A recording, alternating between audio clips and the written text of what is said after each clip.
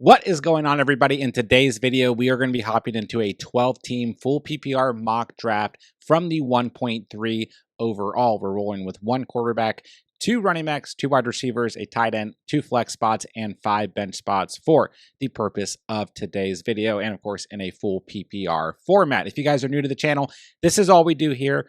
All year long, free redraft, dynasty, and best ball content. If you guys are into that, be sure to subscribe on the way in. And let's not waste any time. Let's start today's mock draft. I'm going to be rolling through what I think is the best overall current strategy if you guys are hopping into fantasy football drafts or mock drafts at this point in the off season. So for me, here at the 1.3 and a lot of drafts right now, I mean, obviously your selection is going to be fantastic. You're going to end up with one of the first 4 players off of the board, obviously Jamar Chase, Saquon Barkley, Justin Jefferson, or Bijan Robinson. More than likely, Jamar Chase will be off of the board at the 1.1. Then the 1.2, 1.3, 1.4 area could really go in a lot of different directions just based on who you're drafting with. So for me, you really just want to look at, do I want to start my draft with a running back or wide receiver? Either choice is completely fine. If you end up, seeing Barkley slide, which he has been sliding in some mocks as of late, you could go with Saquon Barkley. I love Bijan Robinson at the 1.3 if you want to start with a running back, but obviously Justin Jefferson is completely fine as well. For the purpose of today's video, let's roll with Bijan Robinson. Let's start with a running back, and we'll see what happens in the next couple rounds. So I'll kind of be pointing out if I see like any major discrepancies throughout this draft, but overall, just looking at the first round and then bleeding into the second round here, this is pretty typical for the most part for what you guys will be seeing in 12-team mock drafts at this point in the off season. So now what we want to do, looking at the 2.10, generally speaking, I'll kind of do what I call like a bounce back strategy where I'll move to the wide receiver position now, then draft a running back at the 3.3. And I do think JSN is a perfectly fine selection here.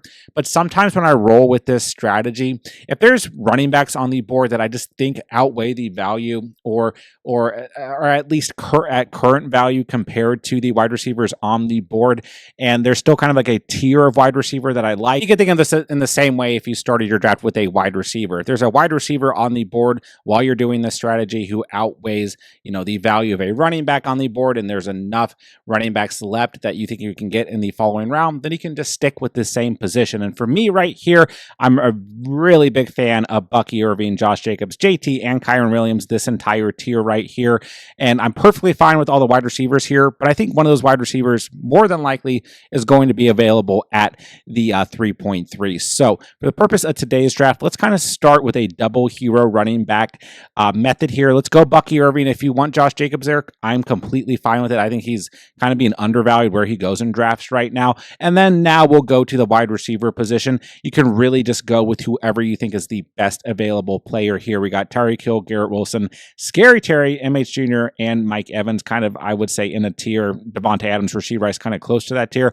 I'm a big Garrett Wilson guy. If you want to go with any of those other guys at the wide receiver position there, I'm completely fine with it. So now we're looking at it. We have our RB1, our RB2 out of the way, wide receiver 1 secured, and now we're going to go back to the wide receiver position here at the 410. Just go with the best available wide receiver, unless there's a running back who we think just completely outweighs the value, and I just don't think that there's anybody that we need to necessarily reach for. So Devontae Adams, Cortland Sutton, Metcalf, Devonta Smith, Xavier Worthy. This is a good tier for sure. I still think we kind of need like a wide receiver 1 type player here, but I think that Adams has a lot of upside. It's going to be a really nice piece of that Rams offense this year. Going to get a lot of red zone looks with Puka Nacua on the field as well. So I'm okay with going Devontae Adams for the upside here. And now at the 5-3, let's go back to the running back position.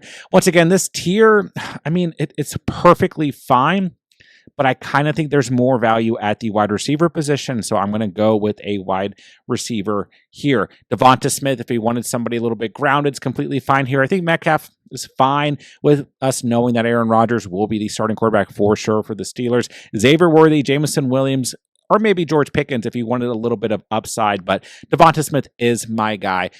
When we're looking at these, picks here in the kind of 5th round, I'm all over Devonta Smith. So just want to kind of pause here and kind of explain this because we've kind of deviated away from the strategy that I intended for this draft. Generally speaking, and you guys could go back and watch the draft strategy videos for the 1.1 and the 1.2 if you want to see good examples of what I'm talking about, because I stuck, tried and true to this draft strategy in those videos, which I can link down below for you guys. But, basically all we're doing, and I think this is a really good draft strategy this time of year, starting your draft with either running back or wide receiver, then the following round drafting the opposite position and just going, bouncing back between positions. This is a strategy that I talk about a lot every offseason, and it always just leaves you with a good overall roster, solid across the board. Let a tight end fall to you of good value, then draft a quarterback late, maybe 2 quarterbacks if you're not completely comfortable with those late round quarterbacks. And, this is how I draft a lot of my teams, even in August as well. And it just gives you a kind of good roster across the board. But like I said, if you're doing this strategy and there's just better value at the same position, then don't feel like you have to draft a wide receiver when there's a running back like Bucky Irving on the board. Don't feel like you have to draft a running back when there's a wide receiver like Devonta Smith on the board, right? So, all right, hope that helps a little bit. And let's go ahead and resume the draft here in the 6th round. And once again, I'm not seeing anything like kind of crazy. Sometimes the ADP, when it's, computer oriented, can do some wacky things, but I'm not seeing anything completely out of the realm here. So once again, ideally, we'd want to go running back here, but I think we can hold off one more round. And I'm a big fan of Calvin Ridley in this range. I like Khalil Shakir, and I like Jacoby Myers. Roma Dunze, if you're a Roma Dunze guy, is completely fine, but I think one of these running backs will kind of fall to the 7-3. Tight end is fine here, but I think we can continue to hold off at the position. Evan Engram is a tight end that I'm really trying to target in this type of strategy. But yeah, I think Calvin Ridley, a perfectly fine selection here as our wide receiver 4. Just don't forget, still a top 30 wide receiver last year, over 1,000 receiving yards. And now he gets an upgrade at quarterback to, I think anybody would be an upgrade at quarterback compared to what he had last year. But yeah, a lot of running backs available here, and I do think it's a good time to go ahead and get that 3rd running back. So let's go DeAndre Swift, a player that I'm high on here at this point in the offseason. And once again, when you kind of start a draft with a double hero running back strategy, like a Bijan and Bucky or Bijan and Jacobs, Gibbs and Bucky, Henry and A-Chain, something like that, like you can have a little bit more leeway in terms of your running back depth because you have 2 absolute studs already on your roster. So here, looking at the tight end position, it's getting a little bit thin. Evan Engram is a player that I'm really high on going into next year, so we'll go ahead and take our tight end, and that is an important part of this strategy. It's just kind of letting the tight end position come to you, so to speak. All right, I'm going to go ahead and just go with another wide receiver here.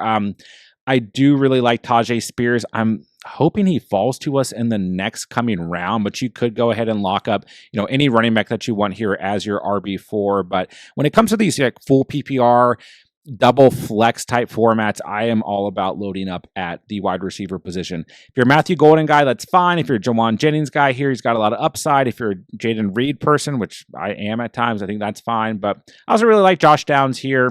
Let's go Jawan Jennings, get the upside because we have a pretty loaded wide receiver room as is. So, roster's looking pretty good so far. Looking at the quarterback position, we're just going to keep letting quarterbacks be drafted, and we will go with a late round quarterback or 2 towards the end of this draft. So looking pretty sharp so far, and Tajay Spears just gets sniped from us. But, we still want some running back depth here. I would have preferred Tajay Spears. I love Rashad White in this range. Would be a good handcuff, of course, since we have Bucky Irving. But we'll roll with Zach Charbonnet just to get a little bit, a player from a different team.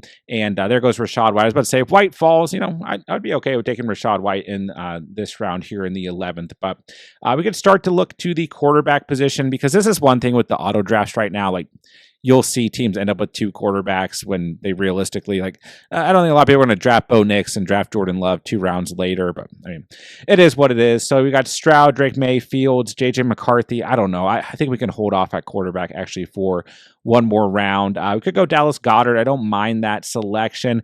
Could go with another running back here to give us some depth if we wanted to. This is just one of those points in the draft where you can really go any direction, take any player that you feel good about, and just kind of call it a day. I mean, we really have about equal value across the board here. So I'm high on Marvin Mims. I like the Broncos offense a lot going into 2025. So he'll kind of wrap up the wide receiver room. We just kind of get two upside type wide receivers for the bench in Jawan Jennings and Marvin Mims. If there's another wide receiver here, like a rookie Luther Burden or Rashid Shaheed who just got selected that you're higher on, that's completely fine as well. So I was hoping that Justin Fields would fall to us. And realistically, like if we were mocking with real people, one of these late round quarterbacks would fall to us. I mean, even like the Caleb Williams, Jordan Love, Dak Prescott type range, we would be able to draft one of those players. So I'm not going to fret super high here. We're left with a pretty bad tier of quarterbacks, but at the same time, like I don't think it's a huge deal. So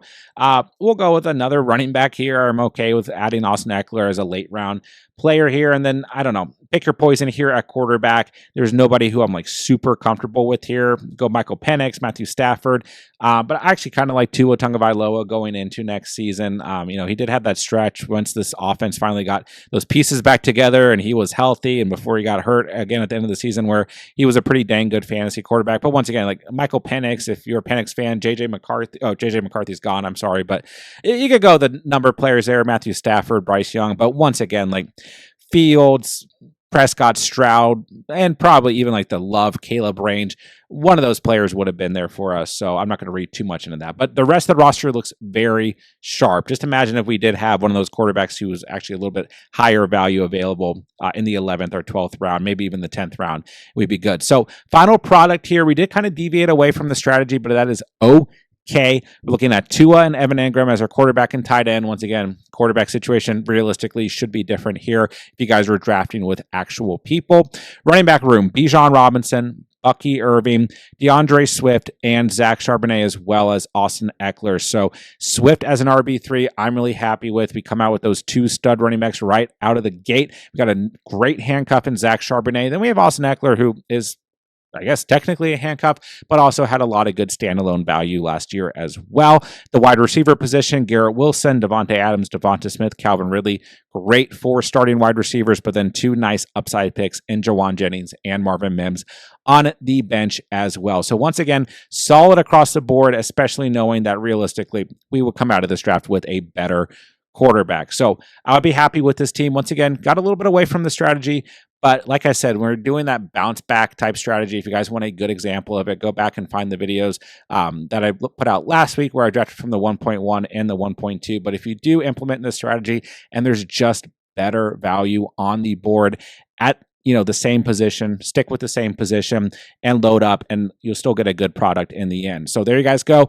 Mock draft from the 1.3 overall. That is a strategy that will work for you guys to build a good roster across the board like this team at the end of the day. So if you guys are new to the channel, don't forget, free fantasy football content all year round, redraft, dynasty, and best ball. That's all we do here. If you guys are into that, be sure to subscribe on the way out. Drop me a comment down below. I will be answering every single comment on this video. So if you guys have any fantasy football questions, let me know. And I will also be doing draft strategy videos from every single draft position for 12-team, 8-team, and 10-team leagues as well. So make sure you guys are just sticking around. It's going to take a while throughout the offseason, get all the videos out, but I will have updated draft strategy videos going all through June, July, and August for you guys in all types of leagues. So with that, I'll say thank you guys so much for watching and or listening. And remember, you saw it here on The Catch.